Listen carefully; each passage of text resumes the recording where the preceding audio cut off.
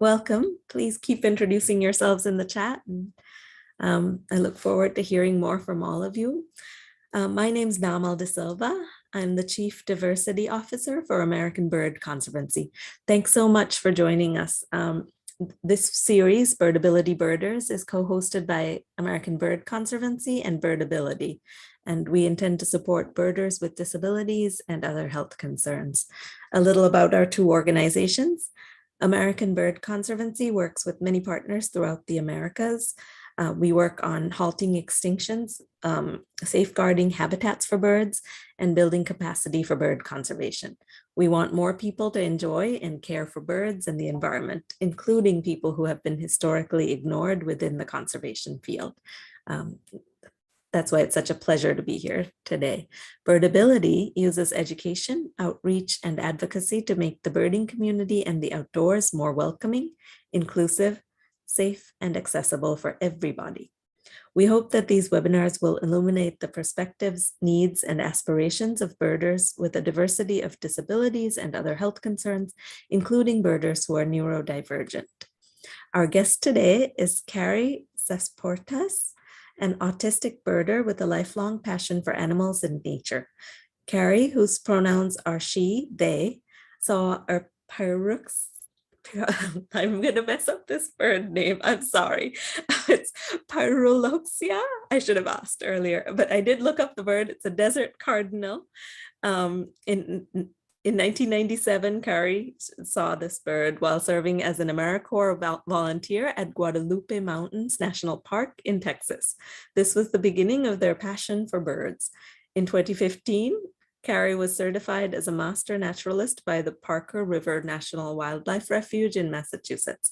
Kari has been a member of Mass Audubon since 2002 and avidly contributes to eBird, adding to their life list while also furthering citizen science. I love the connections between furthering your own birding and also contributing to birds and bird conservation and bird science. Kari advocates for greater understanding and inclusion of neurodivergent individuals in natural spaces and birding communities. Our co-host today is Freya Mcgregor, who is the Birdability Coordinator and serves as the interviewer for all 6 of these webinars. Freya is an occupational therapist, and her experience with modifying physical and cultural environments, adapting tasks and equipment to enable participation, and developing public health programs helps to guide Birdability's overall approach. Her background is in blindness and low vision services. Welcome to all of you. I'm excited to learn from Kari and Freya, and Happy New Year to all of you. I'm going to turn it over to Freya. Thanks, Namal. Hi, everybody. My name's Freya Mcgregor. My pronouns are she, her, and I'm really excited to be here with you tonight. Again, big thanks to Namal, Erica, and the folks at the American Bird Conservancy for partnering with us in this series of webinars. If you haven't seen the last 3 episodes, they're all up both on the American Bird Conservancy and the Birdability YouTube channels. So do check them out if you haven't. And there's 2 more coming up after today. So we look forward to seeing you at those as well. Tonight I'm coming, it's actually morning where I am. I'm coming to you from the land of the Wurundjeri people, which is now known as Melbourne, Australia. It's actually Wednesday morning for me. Zoom is an amazing thing. And the Wurundjeri people have been enjoying the birds here for more than 40,000 years. And I would like to pay my respects to their elders, past, present, and emerging. As we're getting started, if you haven't introduced yourself in the chat, please go ahead. It's really fun to see where everyone's coming from. If you have a disability or another health concern, particularly if you're autistic, we'd love to hear from you. If you wanted to share, don't feel obliged, but if you'd like to share some of your experiences in the chat so that others can learn as well. And there's a survey at the end of this webinar. So if you're autistic, we'd really love to hear from you in that little survey. We'll use the answers anonymously to help create more resources for the Birdability website to make birding more accessible and inclusive for folks with autism. Freya, I forgot to do 3 more introductions. I'm so sorry. I wanted to mention to everyone that we have 2 American Sign Language interpreters with us today. We have Paula and Kathy. They are both on screen. They will alternate and provide live sign language interpretation. We also have closed captioning. There is the CC button on your screen at the bottom. And finally, Erica is providing support in the background and will also be available in the chat. Thank you to all three of you as well. And I'll turn it back over to Freya. Yeah, so Erica, thanks Damal. And yes, to American Sign Language interpreters, they're an additional cost for programs, but this is something that we want to encourage you if you're involved in any program creation, that sometimes things like sign language interpreters, providing honorariums to guests or people who make presentations to you. These are additional programming costs that help contribute to equity and inclusion. So if you just budget for them, they're not really an additional cost. It's just part of the process. So throughout this series, we're going to hear from a really interesting, amazing group of birders with lots of different stories and lots of different experiences. But it's important to remember that disability is diverse, and each disability or health concern is diverse within the same diagnosis, and every person may experience their access challenges in a different way every day or within a day. So the views that are expressed in this series are only those of the person that we're speaking to. We're not making any claim that they cover every person's experience. And we encourage you to consider whose voices are not being heard in this series and how you might work to ensure that their voices are included and their experiences are included in your programming or in your everyday life. Finally, please just keep the chat respectful and kind. We want this to be a safe place. The birding community is an in-person community. It's also a virtual community, and we want to make sure that this Zoom is a safe and comfortable space for everyone who's here tonight, and for Kari and myself and the people behind the scenes as well. So finally, if you're new to Birdability, please check out our website, birdability.org. We're a new nonprofit. We're nearly a year old, 2 weeks away from our first birthday. And there's lots of information up there about how to help make birding and birding locations more accessible, physically accessible, and more inclusive and welcoming to people with disabilities and other health concerns. So birdability.org. You can also follow us on Instagram, Twitter, or Facebook at Birdability as well. So let's get into it. Kari, welcome. Thank you for being here. Please go ahead and introduce yourself with perhaps your names, your pronouns, where you are, and what your access challenge is. Sure. Thanks, Freya. And I wanted to thank Birdability and the American Bird Conservancy for having me. And I wanted to wish everyone a happy new year. My name is Kari Sasportas. I am located near the Boston area in Massachusetts. This is traditionally sovereign land of the Massachusetts and Pawtucket people, and I did want to provide an acknowledgement to their stewardship over the years. And my access challenges, I'm autistic, and I intentionally use identity first language, which is when I describe myself on the autism spectrum, I'm going to say that I'm autistic as opposed to a person with autism. We can talk a bit about language and terminology and things like that later, and how I identify. I'm also part of the LGBT community, and I use she or they pronouns. Beautiful. Thank you, Kari. And Kari is one of our Birdability Captains, who are our volunteers who work within their local community to help ensure that birding truly is for everybody. So I've had the great pleasure of learning from Kari for the last year or so in various ways. So I'm excited to keep learning tonight and keep learning after tonight, I'm sure, as well. So Kari, how did you first get into birds and birding? We heard about a Pyrrhuloxia, a very tongue twister of a word. Tell us a little bit about how you started as a birder. Sure, and I know you asked me to keep these questions the response is kind of short. For me, getting into birds and birding has been kind of a process, and it's been over over half of my lifetime. So I'll try to keep it simple. I'll try to keep it short. But yeah, basically, I love animals. I always have. I've always identified very closely with all creatures. Birds have often captured my interest, but I really started seriously looking at birds. I would say about, this is aging me, 25, 26, 27 years ago. When I was in college, I had a roommate who had a lot of field trips and some for environmental science and biology courses. And I was in a different major, but she was telling me about all these cool field trips that she was going on. And I went to college in the Midwest. And so we were near Lake Erie, which was a really wonderful place for watching birds. So that kind of sparked my interest right there. When I graduated college, I did 2 years of AmeriCorps, which is a national service program. And my first year I was stationed in Washington State along the Columbia River Gorge. And I should say I grew up on the East Coast. I grew up in Hartford, Connecticut, and we had blue jays there.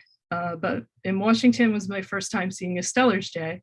And so I thought, well, that's cool. It's kind of a blue jay, but it's kind of different. And the following year, I was working at Guadalupe Mountains National Park, and that's in Western Texas. It's north of El Paso. It's just south of the border with the state of New Mexico and near Carlsbad Caverns National Park as well.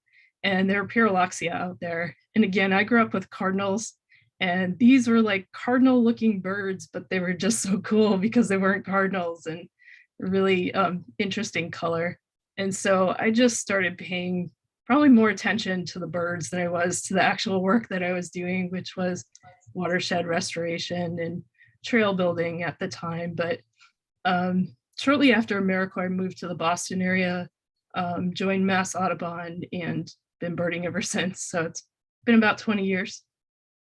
That's awesome. And I love that you sort of knew what was going on with the birds you were used to, but it was the birds that were just slightly different that really kind of caught your eye, and like that's where it went. That's awesome.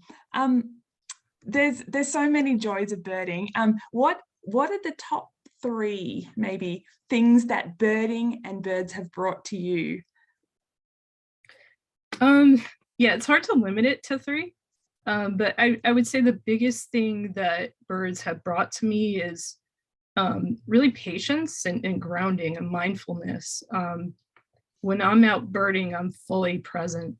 And that's a really good thing given kind of the access challenges and the stresses of daily life. So when I'm birding, I'm really in my happy place. And birds are fascinating and wonderful creatures. There's a lot to learn, and that's both humbling, but it's also a challenge.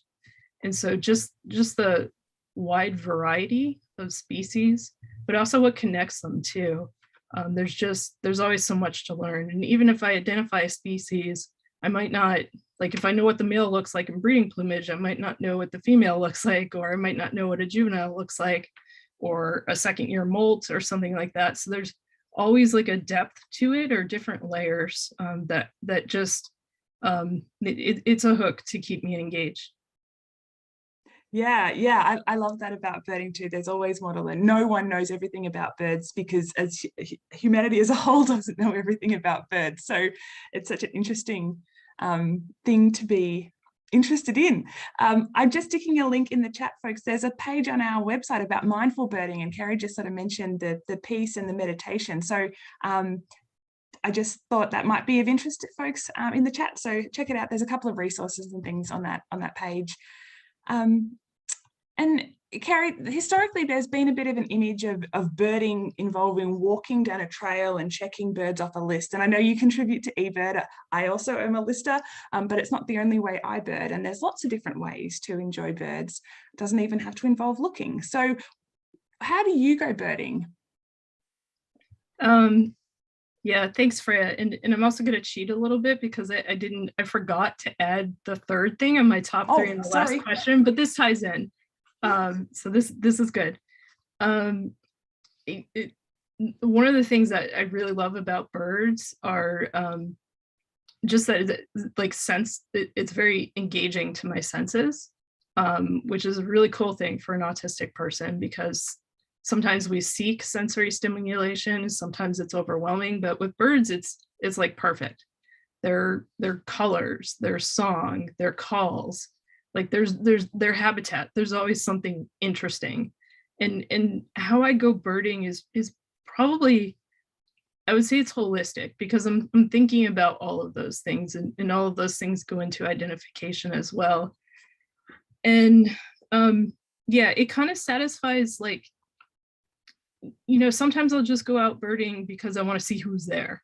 It's kind of like being nosy, and I want to see who's around the neighborhood, right? Where are my friends?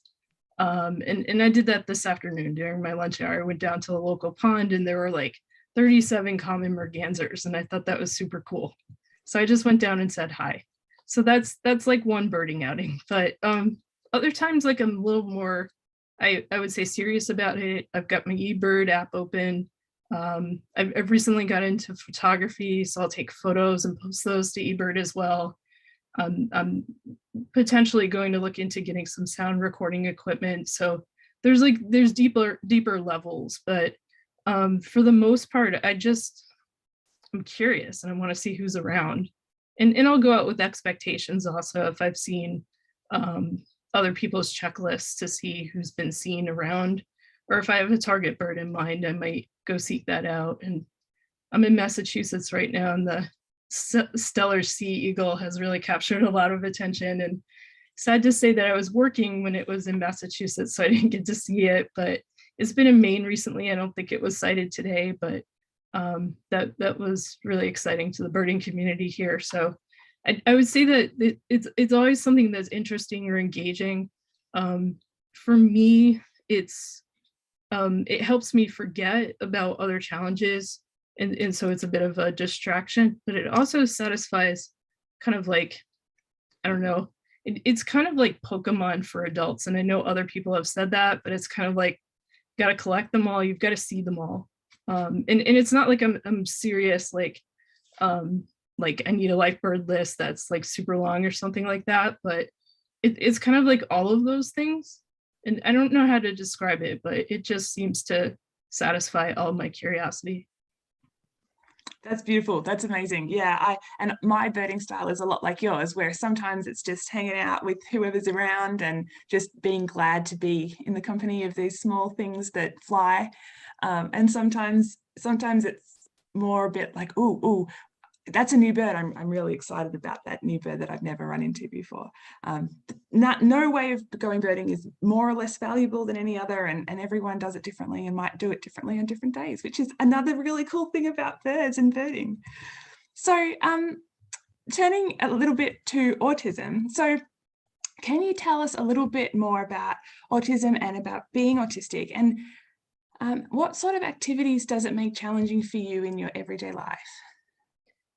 Yeah, everyday life with autism, I will say it's a dynamic disability. And what I mean by that is I'll have good days and I'll have challenging days. Sometimes that depends on what else is going on in my life, and stress levels or anxiety. Sometimes that depends on the physical environment. So if it's rainy and cold and yucky, sometimes it depends on something sensory. If there's something bothering me, like, you know, the clothing that I'm wearing doesn't feel right or doesn't fit right. So it really does depend. Sometimes it depends on challenges I'm having in interpersonal communication. But what I can say in general in terms of access challenges, for me, I have an auditory processing disorder that is part of the autism. It was diagnosed separately from by an audiologist, but basically it's part of, for me, the neurological package of being autistic, in that I rely on closed captions. And that's a hard thing for people to understand, that, you know, I am hearing sound, and I can locate sound, but when people are talking, I'm a lot slower to follow along. And so I rely on closed captions completely. And when they're not available, or when written material isn't available, it's very challenging, and it can be very frustrating. So that's one thing I wanted to talk about. And then the other relates to the social environment. And this could be anything from social anxiety to just feeling very shut down or very quiet, or needing space. Sometimes it can relate to like noise or excess light and things like that will really bother me. I always have noise canceling headphones with me and pretty much wear them anytime I'm not birding. So that's one of the things I do to accommodate myself. And yeah, it really can depend. But everyday life, it can be a challenge. And that's why I do consider it a disability. It's also an identity. Yeah, I mean, things like, if something's, I would say I get tired a lot. So exhaustion is part of the package as well. So I may spend like a day at work just really trying to hide some of the challenges that I have, even if I've disclosed, like people aren't necessarily completely understanding, or I'm not getting closed captions or not getting some sort of accommodation that I've requested. And it can be exhausting to kind of hide like your internal reaction to that, or the disappointment. And so fatigue is a big part of it as well. Yeah, for sure, for sure. Before I ask you another question about that, because you mentioned headphones, another one of our wonderful Birdability captains, Nicole, is also autistic, and she wrote a blog for us a few months ago, and I'm just going to put that link in the chat. And she uses noise cancelling headphones to go birding, because a lot of birds are too noisy and it's too much. And so wearing noise cancelling headphones allows her to go out and enjoy birds. So different people, different experiences, different needs. But folks, if you're interested, have a look at that blog, because it explains it really, really well. How folks who don't have these sensory sensitivities might think, why is someone wearing headphones when you're out in the woods? You're blocking it all out. But actually, for Nicole, it's the thing that allows her to be there and enjoy the birds. Kari, when we were talking earlier, you were explaining to me about your auditory processing disorder and how you think in, is this right? You think in images. And so first you have to translate the images into words. That's one thing. And then the second part is getting the words out of your mouth. And they're both quite an effort. Is that right? Yeah. For me, it's both processing speech and producing it.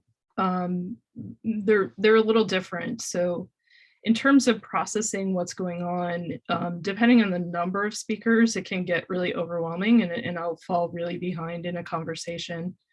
If it's one-on-one, it might be a little better.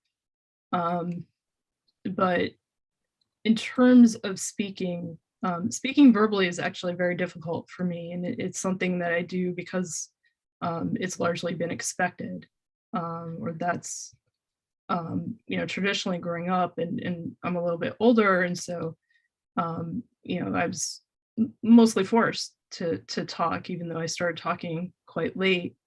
I could read and write before I could talk. The difficulty for me, and maybe an analogy is helpful. It's like learning to read music and learning to play an instrument. So first you have to understand the notes that you're reading, and that's like a language in itself.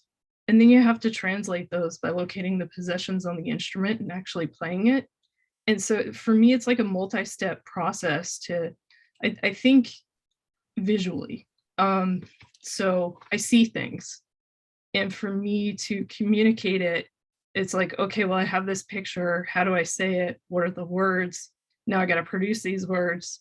I'm tired, I'm out of breath, that kind of thing. And so it's really production, actually, for me to talk. When I'm not working, when I'm not like in conversation with somebody, or if it's people I know well, I'm going to text. I don't talk on the phone. I don't Unless I'm required to, it's going to be a written form of communication, email or text. But if it's something I have to do, then I will talk. It's exhausting and it's slow for me. And sometimes I'm not coming up with the right words. So I might either mispronounce something or say a word that's analogous but means something different. So it can be a challenge. And then someone will repeat back to me, well, you said this. And I'm like, I absolutely did not.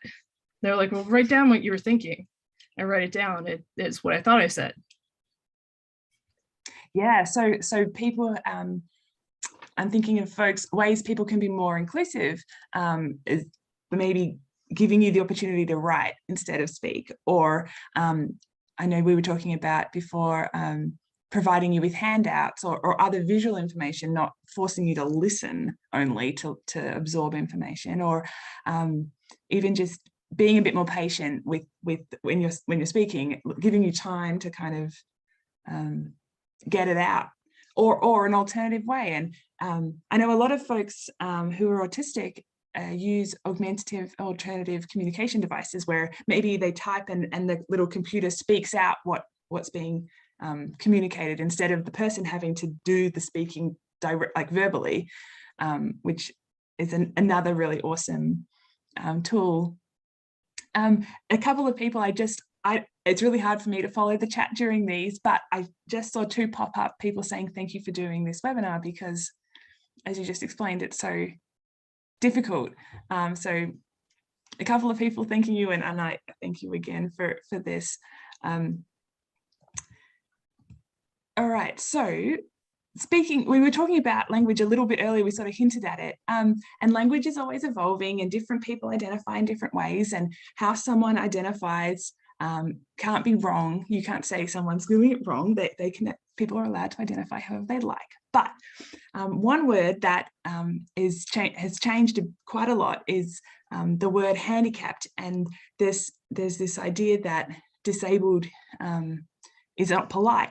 Some people think this, but what do you think? What do you identify as disabled, and does disability mean something to you, or is it offensive?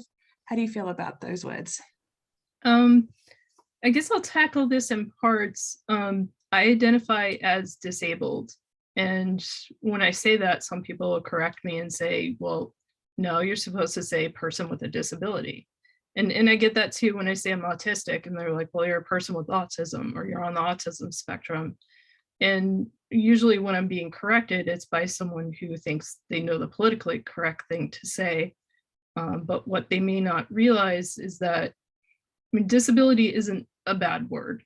It's not a bad word for me. In fact, when people go out of their way to ignore disability, even if I disclose and I say I'm autistic or I'm on the autism spectrum, and someone says, well, I wouldn't have known, or we'll get to this a bit later. We have a couple of things that we'll talk about, but it can be a bit discounting of the experience that I have. And so for me, I don't have a disability that's very obvious physically. It can become apparent if I'm talking to someone and I'm not keeping up, or I'm having trouble, or I'm having a meltdown or a shutdown or something like that. Then it becomes clear that something's different. But it's not, I would consider it an invisible disability, at least on the surface. But I want people to see the disability, and not because I want a lot of questions, I don't mind them, but mostly because I think that we have to talk about these things. We have to talk about our differences in order to understand them. And if you say you don't see disability, then you're not seeing me. And I think that's similar with other marginalized groups. And so I guess I don't separate me as a person from the disability. It's me, it is my experience. With autism, it gets a little more fraught too, I think, because historically there's been a big push, largely by parents and guardians in the medical community, to look for a cure. And I think what that does is that ignores that autism is a lifelong disability. And so people focus on autistic kids, but kids don't grow out of it. We become adults. And when we're adults, there are no services for us. And so I really think by ignoring the disability, by kind of putting that aside and saying, well, you're a person first, it means that I'm not getting the accommodations and the services and the recognition of some of the challenges that I need.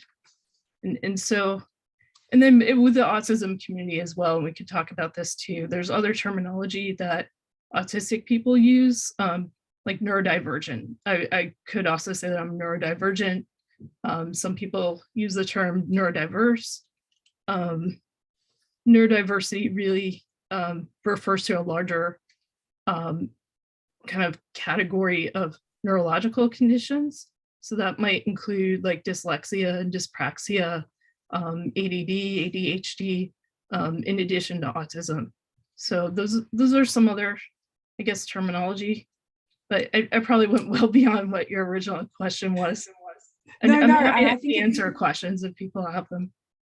Yeah, no, thank you, Kari. It's language is really important. And I think a lot of people who are trying to be well-meaning don't want to do the wrong thing, but they can make things really awkward if they're just avoiding something that's totally okay to say, like, you have a disability. Like, that's fine. That's not, it's only, disability is only a dirty word if there's a problem with it, and there isn't a problem with it. So why should we not use this word? Neurodivergent too, if folks are listening who aren't sure, if someone doesn't have autism or ADHD or dyspraxia, or neurotypical is the other word that other folks might fall into the category of. I'm neurotypical, and other folks are neurodivergent, and it's a beautiful thing, and it's a normal part of the diversity of humans. Like, how cool is this, that different people's brains operate in different ways? It's really awesome. And you touched on earlier too about identity first language, that you're autistic.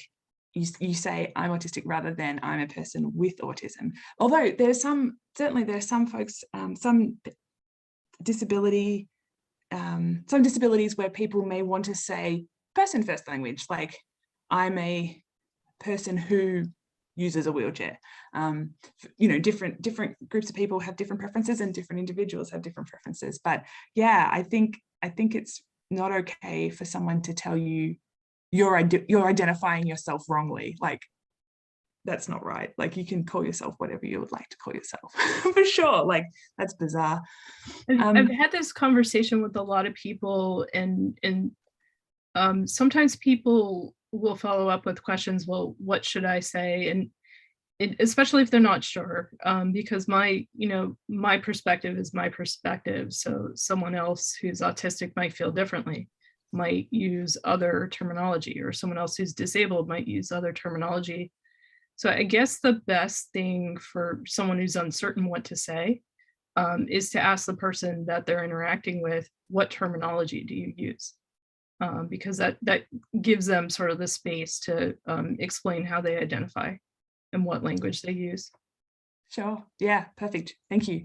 And you mentioned accommodations too. So rather than thinking of houses and hotels and things, in the context of autism and disability, what are accommodations, and what kind of accommodations do you benefit from?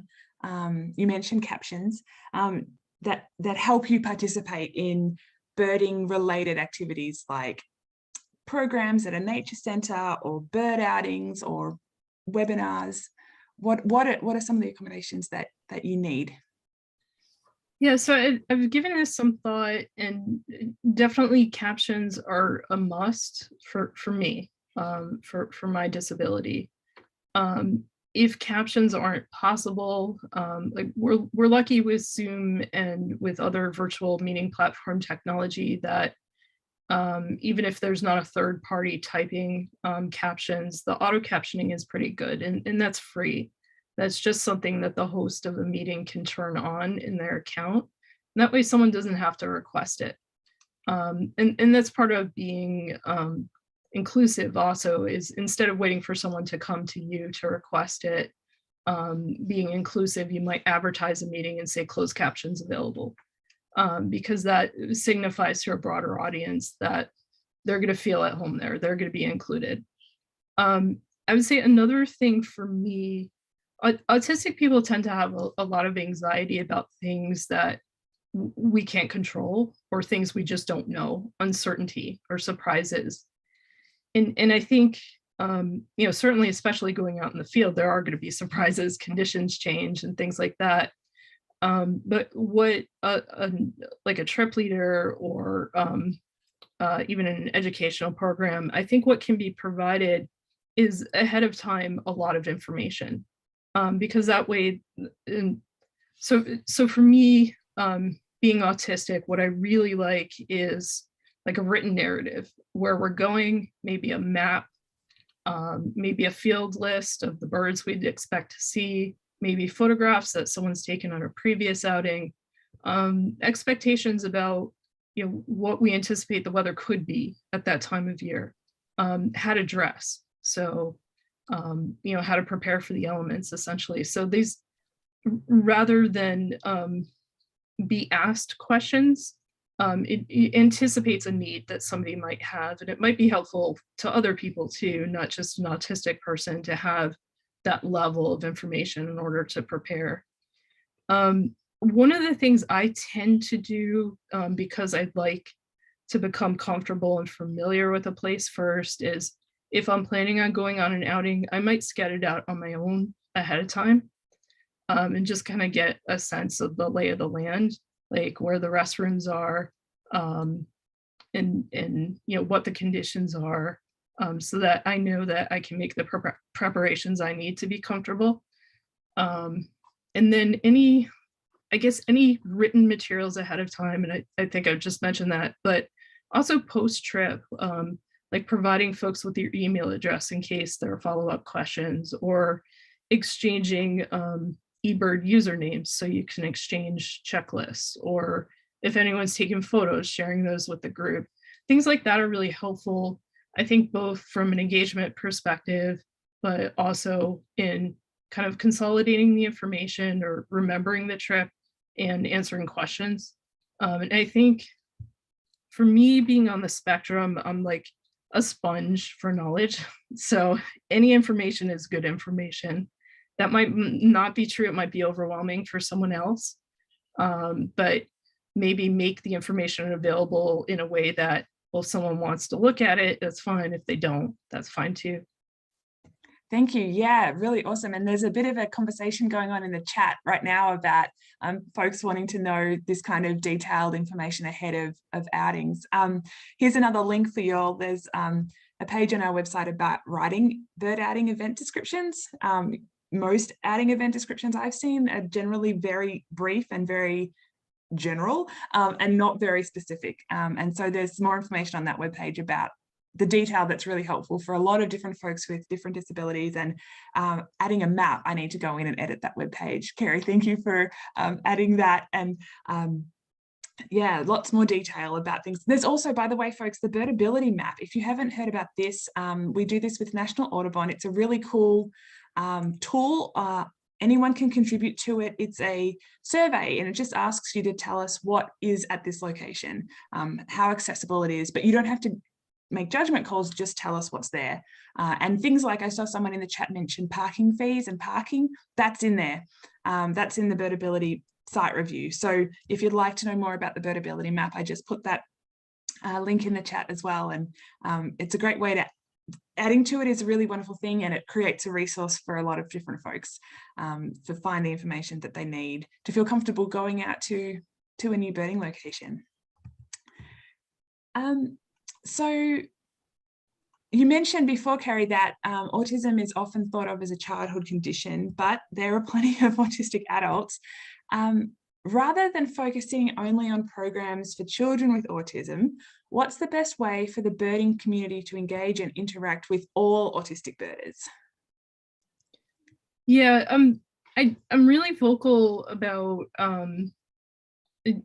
basically spreading awareness and understanding of the fact that autism is a lifelong developmental disability, and children don't, as adults, become non-autistic. We become autistic adults. And so I think it's important that if you're focusing on the autism community or you want to provide for autistic people, that you not just focus on children, that you also think about what autistic adults might need. And that's going to look different too. And there might be different accommodations that are needed. But I guess, yeah, I think it's really important. A lot of programming for autistic children, I think, is driven by, actually, I shouldn't speak so generally, but I've seen programming that's kind of coming from a model that's like a special education model, or driven by people in kind of allied health professions and things like that. And that's certainly informed by a certain mindset, but I think it's equally important to ask autistic people what suggestions they have, what they think, because there might be blind spots. We might see something in a proposed educational program and say, no, that's not going to work. And we can explain why. Or we might see something and say, this is a good idea, and we think you might want to build on that.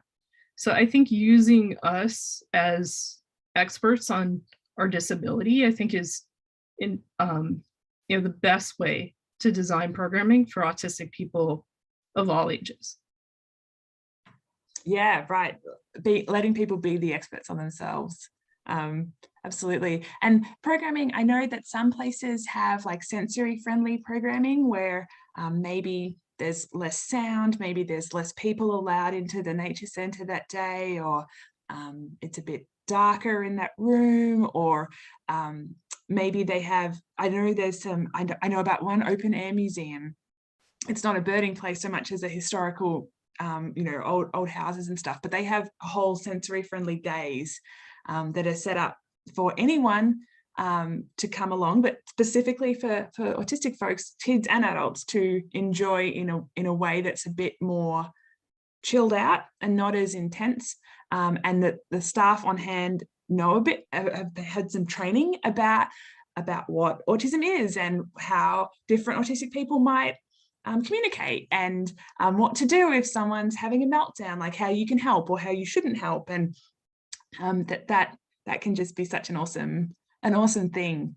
But yeah, I love your suggestion. I think it applies to a lot of different people. Rather than telling people, we're going to do this for you, inviting them to help build the thing that you want to do together in a more collaborative approach will serve everybody better. I would add in there too that providing honorariums for that kind of labor is really important, not expecting people to give up their own time and expertise for free when you do this, but it's a really awesome thing to do. Kari, bird conservation will succeed when we include everybody in this work. So what does conservation mean to you? And do you see yourself as a conservationist? Yeah, that's an interesting question. I kind of, I think I'll answer this in two parts. What conservation means to me might not be what it means to science or academia. To me, it's, if we're talking about bird conservation, it's about the birds. No matter how people enjoy birds, or how people engage with birds, or how people observe birds, it's really about making sure that birds will be there for future generations, in that we're stewarding habitat, and that we're thinking about climate change in relation to birds and bird populations, and that we're raising awareness. I think that's the best thing that birders can do, especially birders who may have a passion for birding as a hobby, but may not be scientists. Because for me, the connotation of the word conservation or conservationist has kind of an academic or like you need a master's or a PhD to be able to do that work. And to me, I think conservation is about everyone. It's about everyone having access to the things in nature that that we enjoy, and preserving that for other generations. So I think in that sense, everyone can be a conservationist. Just being out there and enjoying birds. I live in a fairly dense urban neighborhood, but I've been out in the neighborhood, and I'll stop and I'll look up in a tree, and other people around will just be like, what are you looking at?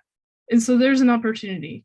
And so that's, to me, that's conservation. It doesn't have to be like in like a, an isolated natural habitat. It can be, right in our little urban area.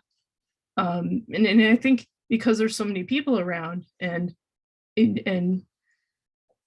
I'll give another example. I live near Cambridge, Massachusetts, and there's a pond that serves as a reservoir. And there's hooded mergansers there. And I'll go there with some people, and just by the fact that there's a group of us and we're stopped and we're looking, and some people have cameras, other people are going to come over. They're curious. And so we could just get a big group of people, and they're like, what are you looking at? What is this? I've never seen this before. And that is also conservation. So I think we can do it anywhere. It doesn't have to be always in nature. Yeah, thank you. And it doesn't have to involve like being really, really wealthy and being able to donate, millions of dollars for protecting the rainforest or something. Anyone can be involved in conservation.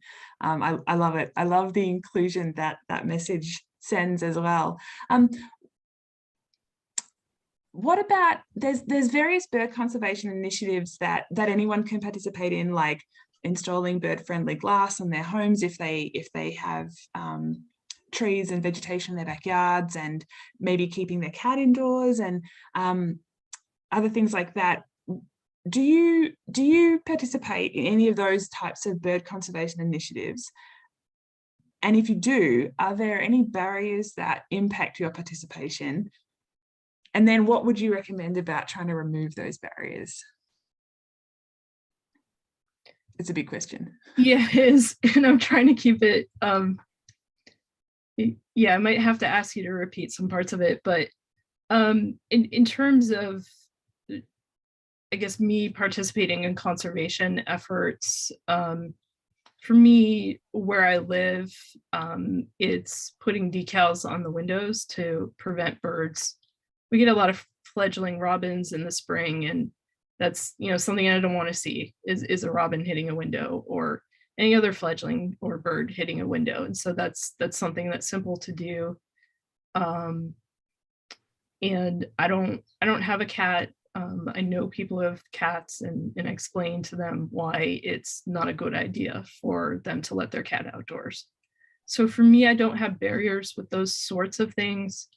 But also I think some difficulty might be with, you don't want to tell someone how to behave. That's probably not the right way to approach it. So maybe a barrier is reaching someone in a way that it's not going to feel like they're being told that what they're doing is wrong, but maybe kind of spreading something like a good idea or a fun idea, if that makes sense, something that people can buy into, as opposed to people being told they're doing it wrong and then being turned off by it. Sure, like presenting it like you're welcoming them in to participate, rather than you're so naughty, like what are you doing? Yeah, thank you. Okay, so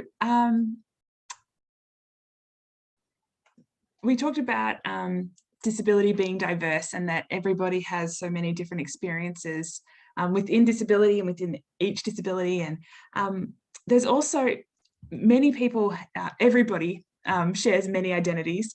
I'm a sister, I'm a daughter, I'm a wife, as well as lots of other things. But there's many people share multiple historically marginalized identities, and or just maybe their gender or their age. And are there other identities that you that you have that impact your ability to go birding?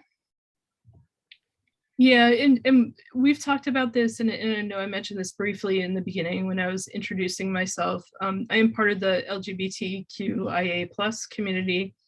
I actually serve on my town's Rainbow Commission. It's a board that's appointed by our town manager. And so one of the things we do is we look at town policies and procedures and what's going on in the school system to look for ways to be more inclusive, to be more welcoming, and to be a better community for the LGBTQ community. For me, I've had a partner for 22 years. She and I just got married this past year. I'm kind of, I would say I hadn't really given a lot of thought to gender identity in the past, because for me, I didn't have the language for it. And I was very much focused on just coming out as gay. So I wouldn't say that I hadn't thought about gender identity, because I have, but I didn't have a language for it. I didn't feel like there was a community for it. But as things have changed over time, I'm really kind of looking at my own identity, and I would consider myself non-binary. But that's something that I think is pretty fluid. And I think it's different for everybody. And I think everyone's at a different stage in their own process. Sure. And has being a member of the LGBTQIA+ community impacted your birding experiences? I would say in the past it has. Things are definitely changing. So I'd say 15, 20 years ago, there were certain places where I would not go out birding. I would not feel safe in the outdoors in certain locations. And I have been birding in places in the past where I have gotten comments that were very negative. And so when I was in AmeriCorps, and I mentioned I was in AmeriCorps earlier, I traveled quite a bit around the country. And so I had the opportunity to see sandhill cranes on the Platte River in Nebraska. And so I was out and about a lot and out in the outdoors. And at that point in my life, things were, this was the mid-90s, things were different. There are definitely places where I didn't feel safe, in places where I ran into trouble because of that. I think where I am now, I'm in much more of an urban area. There's more of a language and an awareness and an understanding. I wouldn't say that it's perfect. It's definitely not there. But I think things are better. One thing I will say, and this is, I guess, true of being disabled, it's true of being part of the LGBTQ community. It's, I'm not BIPOC, but I would imagine that it's true of any marginalized community, is that especially bird clubs and more traditional birding arenas, is really important to foster more of a sense of safety and welcoming and inclusion, and have that codified in like a mission statement or code of conduct, and not just write it down and leave it there, but actually act in intentional ways that are inclusive and welcoming. And I think that's where we need to move the needle more. I think that's where we need more work, is going from words to action. And I think we all play a part in that. I know personally there are some birding clubs where I would not feel comfortable and have not joined. There are other birding clubs, and I'll give a shout out to the Feminist Bird Club. I'm a member of the Feminist Bird Club in Boston. That's, to me, a much more inclusive, welcoming, safe space. Yeah, right. Yeah. And the Feminist Bird Club, I'm such a fan of the Feminist Bird Club.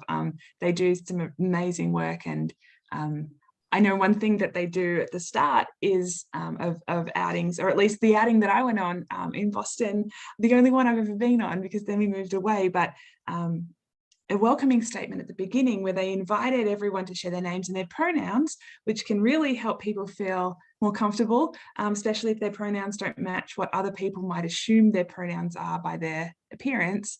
And then this idea of like co-leading and really being intentional about creating a safe space. And I'm pretty sure there was something said at the start that if people weren't behaving well and inclusively, that they'd be asked to leave. And I trusted that that would happen if something went not right. So yeah, like you're saying, not just doing lip service, but actually being ready to take an action if someone's making someone feel unsafe or saying things that are homophobic or transphobic or racist or sexist or anything horrible, ableist.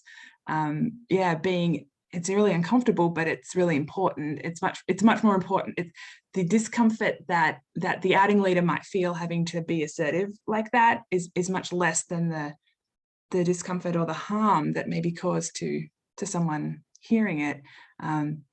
There's some more ideas on our website too about inclusive organizations and about being a welcoming and inclusive birder. So if you're interested, folks, I'll get that link, those two links in the chat. Two more questions, Kari, before we go into the Q&A. Thanks everyone for sending your questions in through that Q&A box. It's a lot easier for me to see them in there than in the chat. Do you have any tips and tricks for other autistic birders that you have discovered in your years of birding that help you go birding and enjoy birds? I guess I'll start with people who are new to birding and just say that it's a really exciting and awesome hobby, and there's so much to learn, and it's going to be really I guess I've lost my train of thought, I'm sorry, but I guess I just want to I want to share my passion, and I hope that any new birders who are autistic will see something in birding for them. For me, I can see how it can go both ways for somebody who's autistic, and I guess I've had both of these experiences. On the one hand, if I want to be really serious about listing and about accurately capturing every single bird I see and counting, that could get pretty intense pretty quickly and become overwhelming. On the other hand, it can be a really cool sensory experience just to listen to birdsong or engage with birding in ways that, like if I've gone to banding demonstrations and volunteered a little bit with banding, and to be able to actually hold a bird in your hand and look and try to age the, look at the molt patterns and age the bird by its feathers. I mean, that's something that is a sensory experience that you really can't replicate anywhere else. So I think there's a lot of depth in birding, and there's so much to explore that it's both like from a sensory sense, it's really exciting. And like a lot of autistic people, when they're excited, will flap their hands, and that's kind of, I can't put it in words, but that's kind of like the feeling, like and so yeah, I don't think I can describe it well, but I think other autistic people would recognize it. Yeah. But it's important also to build in breaks, because one of the other things that we do as autistic people is we have a really hyper focus, and sometimes, and I'm guilty of this too, where I forget to eat, or I forget to go to the bathroom, or I forget that it's really cold and I don't have gloves. And so it's important also to plan ahead and kind of not lose yourself in the activity, or go birding with someone so that you're kind of on track in terms of the things you need to do just to take care of your daily needs. The other thing I would say, this is something I've struggled with quite a bit, is going out in the field and going out in different conditions. It's kind of important to have the right clothing or the right gear sometimes, or just know that, like, if you're going in an area where there are going to be ticks, for example, that you want to pull your socks up over your pants. But for some of these things, like, they're kind of uncomfortable. Like, I hate the feeling of pulling up socks over my pant cuffs. I absolutely hate it. And so just kind of like getting used to that ahead of time and how it feels and whether or not you can tolerate it, those sorts of things I think will be helpful for field outings. And then just, I guess, reading about other people's experiences or gathering information. I know with autism comes a lot of anxiety, and I've mentioned this before about things that you might not have control over or can't change, or surprises. And so this is true of, you know, helping an autistic person plan for an outing, but also for the autistic person themselves to really think about what you might need. And like I said, I usually go scout out a location first ahead of time before I go out with a group, just to get a sense of what I personally might need or what might be triggering and what I need to be prepared for. Yeah, thank you. Really, really, really helpful tips and strategies. Thank you for sharing those. Again, if there's anyone in the audience who is autistic, there's a survey at the end when we finish this webinar, and we really love your feedback and your tips and strategies so that we can add this to our website so that more people can find this information if they're new to birding, or if they're new to birding with an autistic birder, or anything like that. So yeah, we'd love to hear your experiences and your tips and tricks. I did notice a couple of comments in the chat about safety. This is really important, that we trust that someone who says they're feeling unsafe is unsafe, and that we don't impose our own feelings of safety on someone else. So if someone says they don't feel safe in an area, you don't even need to ask why. Maybe you could if you know them really well, but they're just feeling unsafe. That's the end of the discussion. I'm just sticking another link in the chat about we have a question in the Birdability site review. That's the thing that populates the Birdability map about potential safety concerns. And so the link I just put in the chat to a blog post about why we include that question. And it doesn't really matter if you don't feel, if you feel completely safe. Some people might not feel safe for a whole lot of different reasons in a place, because of dogs off a lead, or because there's a gun range next door, or because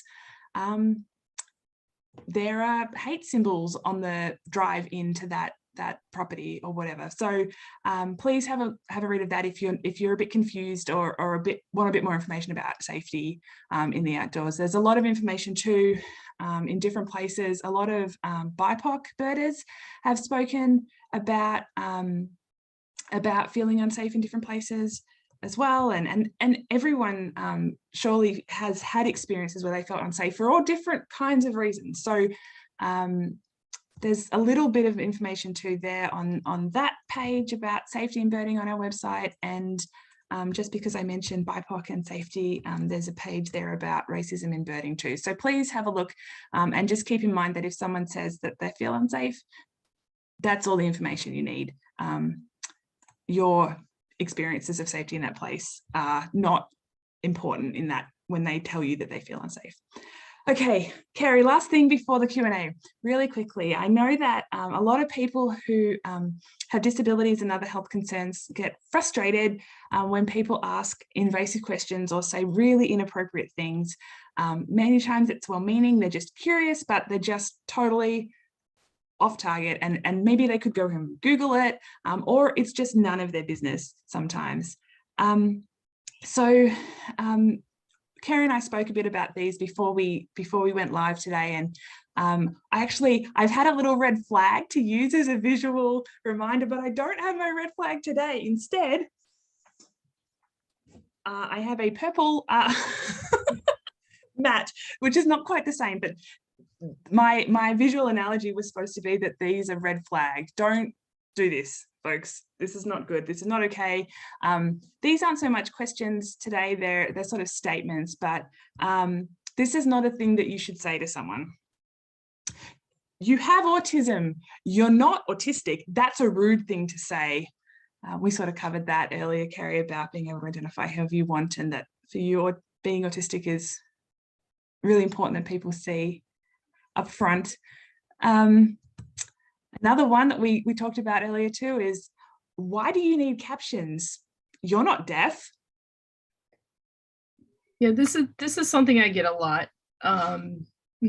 Pretty nearly every time I request closed captions as a reasonable accommodation, I get some version of this. And I think it's important for people to understand that there are many people with disabilities that use closed captions for many different reasons. It could be neurological, it could be cognitive, it could be deafness or hard of hearing.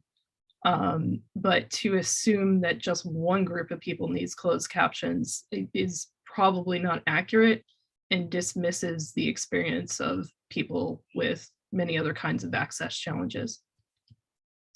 And similar to that safety thing, if someone says they need captions, like that should be all the information that you need to just turn the captions on. Truly, if it's just a click of a button, it's really not a thing that needs to be debated. Just do it. Doesn't cause you any problems. If you don't need the captions, you can turn them off for your screen, but they're still on for the people who need them. And then here's another red flag thing with my purple not flag. But I know an autistic boy who doesn't speak. You do. You can't be that autistic. I get this a lot when I disclose as well, or again, some version of it, like you don't look autistic or you don't sound autistic or you're not as autistic as so-and-so's child. And autism is a spectrum. It's broad. There's no one version of autism, and it's, as I mentioned earlier, it's a dynamic disability. So on one day I might have access challenges that impact every activity I need to do. Another day I might have only some access needs. Another day I might be completely exhausted because I've expended all of my energy trying to meet access needs without accommodation. So it varies. And I think, and this is why I think it's important that when the conversation is about autism, that we center autistic voices and center the experiences of autistic people, whether they be children who are using AAC or alternative communication to communicate, or whether it's an adult that speaks, or whether it's someone that's selectively mute and only speaks part of the time, or whether it's someone typing or using text. We do communicate.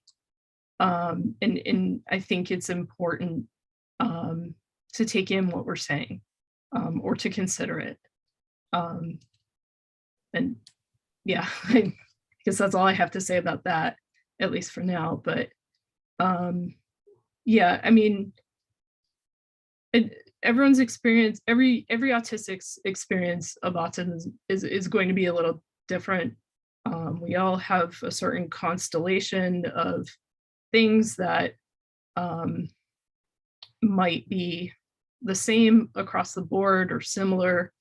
And then we might have, you know, one thing that might be triggering for my sensory system may not be for someone else's, or one thing that doesn't bother someone else may really be a trigger for me. So it really depends. Yeah, thank you. Thank you. And I just saw another comment that popped in that said, Kari, thank you for sharing your world with us. You've done a really beautiful job of explaining, and thank you for all your teaching. It's been really wonderful to keep learning from you tonight. There's some questions in the Q&A, so I'm going to jump into those. Let's see. Do you process bird sounds differently than human speech?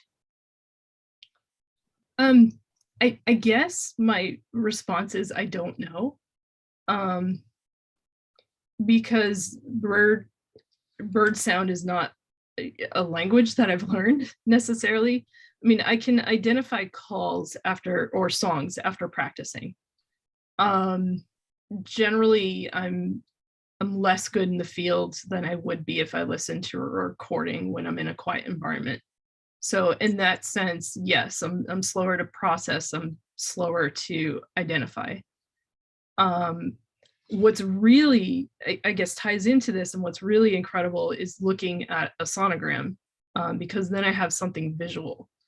And there's even tools out there where you can both look at a sonogram and listen to the song at the same time. And having that visual it really is a profound experience for me, because it really helps me to understand the sensory and the sound experience. Yeah, that's awesome. That's a great tip. Merlin Bird Id is a free app that the Cornell Lab of Ornithology has, and they now have a component in there where you can turn on the sound ID bit and it will have a sonogram going live. And then then it tries to tell you what birds you're hearing, but even if you know what birds you're hearing, I'm just thinking of outing leaders could be using that, or you, Kari, could be using that live to be like just to watch the sonogram, even if you know what you're hearing. I know a lot of folks who are deaf or hard of hearing find that information really helpful too, because it's a visual representation of what other people are hearing as well. Speaking of the sounds at birding places, someone wrote, at birding sites, birders can be pretty chatty. Of course, they don't have captions when you're in person. So do you prefer birding at places where you can be alone? I think, again, it depends. Sometimes there's value in birding with a group because you have more people who are making observations. So they might find something that you don't. And in that sense, it's valuable. You might have someone locate a bird that you didn't know was there, or someone help you identify a bird that you were having challenges with. So there's definitely, for me, there's value in birding with groups. The caveat for me is if it's a long outing, one of the things that I need really to center myself, and if there are things that are triggering for me, is to take a little space or to take a little time out, to walk away from the group for a little bit.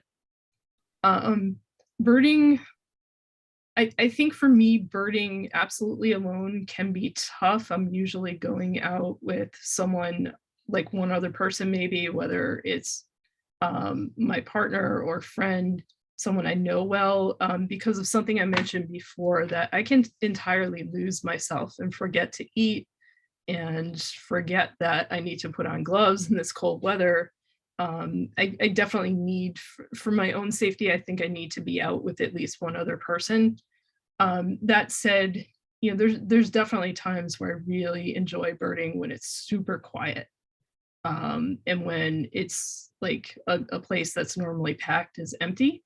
That's a great experience too, because it really helps me kind of tune in and pay closer attention. And that's really, that brings in kind of that mindfulness element that really helps me stay grounded. So it really depends.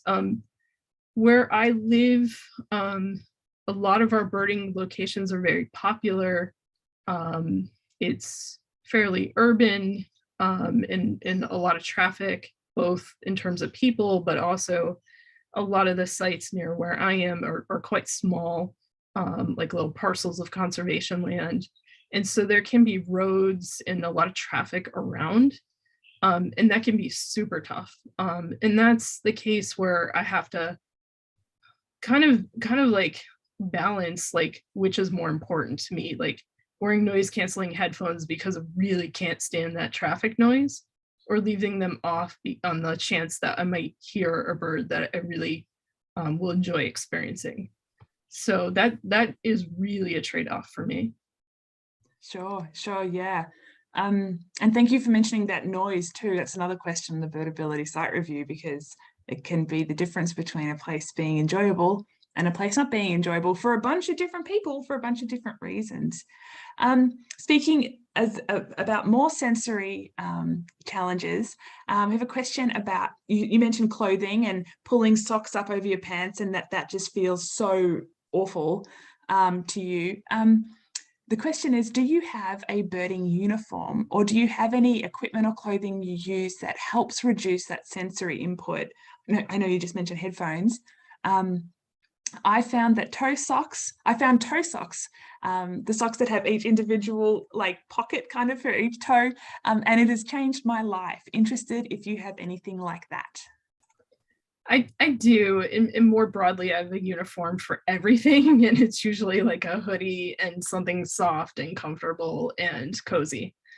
That said, when I'm preparing to go on a bird outing, yeah, I mean, my first priority is to stay warm or protected from the elements, and it's always going to be a trade-off for me between what I want to wear and what I feel comfortable wearing and what I think I should wear or have to wear for the conditions. So I don't have a sensitivity to wool, and so I've found certain brands of wool socks that I really like and actually look forward to wearing, and so that has worked for me. I have a pair of hiking boots that are beyond dead, and they're like 15 years old, but they're what works for me. And so the sole is falling off and the tread is flat, and I'm wearing those boots. They're irreplaceable to me. And so sometimes I slip and slide, and that's just a fact of life because I have to wear those boots. Yeah, one of the things for me is that things have to be very familiar. So if I get something that's new, I'm gonna have to get comfortable wearing it before I go out wearing it. And if it doesn't work, it doesn't work. And it's trial and error, I think. Yeah, sure. I know lots of people, actually, in fact, everybody has some kind of sensory sensitivity. This is one of these really interesting things that a lot of neurotypical people might not realize, but, you know, people might be really hate the tags on the back of their t-shirts, or I really can't stand pumpkin, and it's something about the texture in my mouth. Like, I just don't like that at all. And I know, like, even long sleeve t-shirts, I used to hate them because the seam around the cuff, I could feel that rubbing on my wrist, and it just drove me mad. But I've recently bought 2 long sleeve t-shirts that were a lot softer, a higher quality cotton, and I really love them now because I don't have to get sunburnt on my arms. I'll put sunscreen on, which I also hate the feeling of. So yeah, sensory sensitivities are funky. What about, I know you said you take photos and you share them on Instagram, by the way, beautiful, beautiful photos of birds. Do you wear the camera strap around your neck? Because for me, it's so rough and like irritating on my neck. Like, I don't want to wear that around my neck. I wear a binocular harness for the same reason, not the neck strap. How do you carry your camera and or binoculars? This has been a project for me, and a project that started with many meltdowns over a series of time. So it took a lot of things that didn't work to find something that did. I do wear a harness for my binoculars, and typically I'll put on the binoculars with the harness first. I'll usually put them on, like, stretch them out so that they're pretty loose, so they hang down a little lower. And then with the camera, I got a strap that I can wear crossbody. The camera, so I did my research before I got this particular camera, as I started to get more interested in photography. And so I did get a mirrorless camera because they're a little lighter than DSLRs. And I had to try out a lot of different telephoto lenses before I could find one that I felt was light enough for me to carry in the field. And with that combination seems to work for me. I don't have the reach, I'm realizing, for birds in the ocean or waterfowl in general, I'll say. So I got a teleconverter, which is pretty lightweight. as opposed to a longer lens. So I'll attach that to the lens and give me a little bit more reach. And then I realized this became really a project. Then I realized to get that extra reach, I would have to crop the photos as well. So it was kind of a multi-step process to really get that focal length that I needed to capture the birds I wanted to in the field. And it's a work in progress. So yeah, I had to find the lightest weight gear that I could comfortably carry, and then carry it crossbody and have the binoculars also attached. But I'm looking into other types of harness systems, I think, for the camera that might work. So it's really a work in progress. If anyone has suggestions, that would be helpful too. I'm just learning photography, and I've found the online community, the birding community, really supportive. You know, I've asked questions in terms of particularly around editing photos. People are really helpful and have been really supportive. And, you know, I'm very clear that I'm still learning.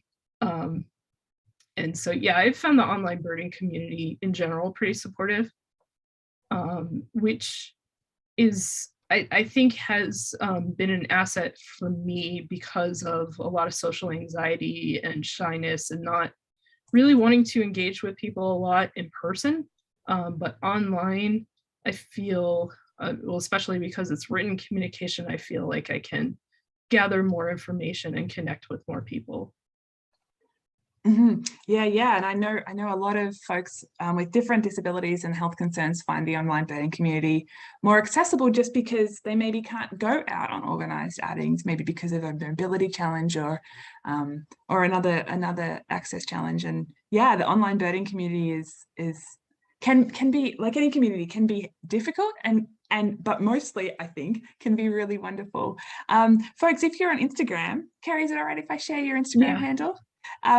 Kari's beautiful photos can be found at autistic_birder on Instagram. I just put that link in the chat. Really gorgeous photos. And I used to live in Boston, and seeing her photos make me wish that I was back up there hanging out with purple sandpipers and all the mergansers.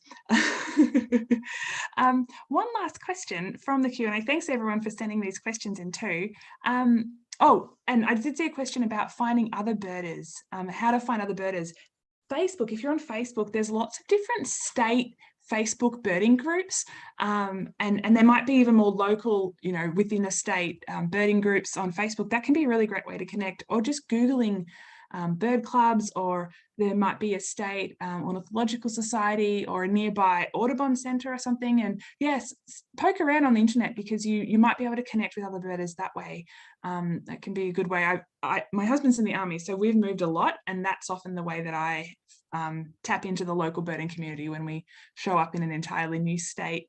The last question, Kari, from the Q&A says, would it be good to offer an option for people to let us know at registration, you know, prior to a bird outing or something, if they have a disability or if they have questions about a specific need? I think that's a great question. And I would say yes. And it might be phrased something like, let us know if you have accommodation needs or access challenges, or how can we best accommodate you? But I think, yes, having a question of that nature is really great, because it both allows me to disclose ahead of time and express what my access needs are, but it also is a signal that that organization is thinking about inclusion. And I think that second piece is actually more important, because I'm going to gravitate towards programs or organizations that are more inclusive, that are asking those questions.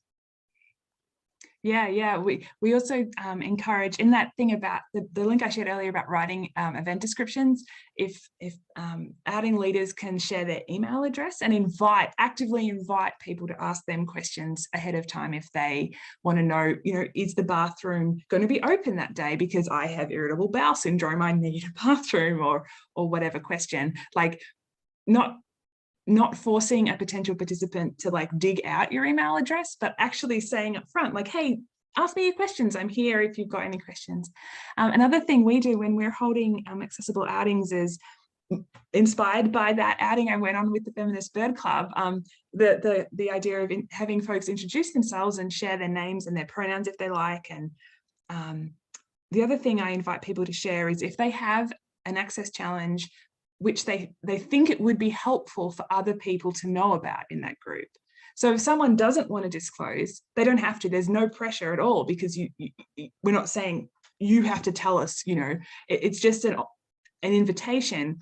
For example, I have a dodgy knee, so I say, I'm going to sit down anytime there's a bench, because especially if I'm leading the outing, it might look a little strange if I sit down all the time. But if I've told everyone, then I feel more comfortable just doing what I need to do to look after my body. I know a lot of folks who have some kind of hearing loss will share, oh, actually, I don't have any hearing in my right ear. Really helpful, because that means if I'm going to go up and help them get on a bird, I'm going to stand on their left side. So it's helpful to them that I know this. But if it's not helpful for someone to know, or you don't feel like disclosing, you don't have to. So that's another way to invite people to share what they need in this context. Yeah, I think you've made a lot of really great points, Freya. And I think for some people might feel comfortable disclosing ahead of time, and some people might have had negative experiences or traumatic experiences and may not feel comfortable disclosing. So I think for an organization that's trying to strike that balance, both have that question out there, like let us know about your access needs, but also try to anticipate. And I think this is the inclusionary aspect of it. Like you said, there's some people who have access challenges but may not identify as a person with a disability. But if you're providing things proactively, they might be helpful to a larger group of people. So, mention that the walk you're going on has benches, or the trail you're going on has benches. That'll help your dodgy knee, but it doesn't mean that you have to disclose that. So I think being thoughtful about the information you provide up front is really going to be helpful to a large group of people. Yeah, thank you. That's, beautifully said. Kari, thank you so much. Thank you so much for spending the last hour and a half sharing about your experiences and educating us, and being such an amazing advocate for autistic folks and so many other people. I think you're wonderful. So thank you for everything that you've shared with me and with all of us today. I know there's been a lot of love in the chat, so it's really, I'm really glad that you were with us tonight. Our next interview, which will be on the Tuesday, the 1st of February, will be with Day Scott. I'm just putting the link in the chat if you want to register for that. Day has a traumatic brain injury, and we'll be talking a bit about life with a TBI and how that's impacted her birding, and she's a photographer as well, so there's no doubt going to be more discussion about the photography in the context of disability. And so please register for that if you'd like. Thanks everyone for coming. Thanks again to the American Bird Conservancy and to our ASL interpreters. And Kari, thanks again so much. I look forward to getting back to Boston soon and going birding with you in person. I can't wait for that. Me too. And thank you so much for inviting me as a guest. This was really an honor and really humbling. And so I'm excited that I was able to reach a number of people through this webinar series. Thanks, everyone. Good night.